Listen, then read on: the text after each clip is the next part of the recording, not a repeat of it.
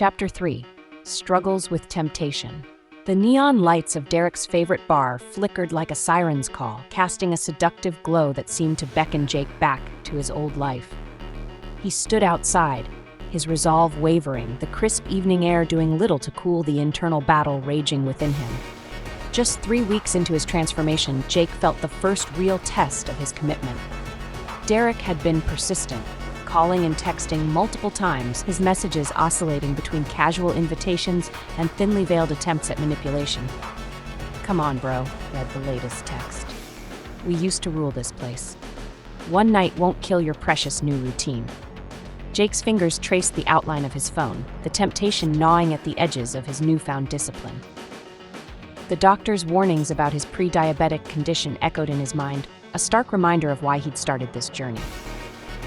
The memory of Mr. Thompson's disappointed face at work served as another anchor, preventing him from sliding back into old patterns. At the gym earlier that week, Jake had met Marcus, a personal trainer who had become an unexpected source of support.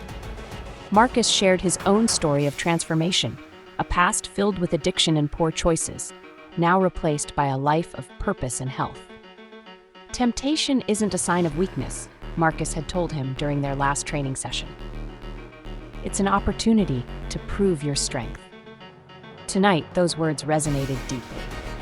Jake watched as groups of young people filtered into the bar, their laughter and energy a stark contrast to his internal struggle. He remembered the countless nights of meaningless conversations, alcohol-fueled arguments, and mornings filled with regret. His phone buzzed again. "Derek. Last chance, Jake. We're meeting up with some guys from the old crew. Easy money, easy night." The phrase "easy money" used to be their mantra, a code for Derek's questionable schemes that Jake had blindly followed. Now it felt like a toxic invitation back to a life he was desperately trying to escape. Jake's hand trembled slightly as he typed his response. For the first time, he was choosing himself over the temporary comfort of belonging. "Not interested," he wrote, then deleted Derek's number. The act felt simultaneously terrifying and liberating. Walking home, Jake reflected on the small victories of the past few weeks. His morning routine was solid. Wake up at 5:30 a.m., drink water, do a 20-minute workout, read for half an hour. His workspace at the store had become more organized, and he'd received a commendation from Mr. Thompson for improved customer interactions. But the road wasn't without challenges. He'd slipped up twice, once eating junk food when stress hit, another time almost calling Derek out of sheer loneliness. Each slip reminded him that transformation wasn't linear, but a constant negotiation with oneself. At home, Jake pulled out his journal, a new habit he'd started to track his progress and emotions. The pages were filled with reflections, goals, and occasional raw admissions of struggle.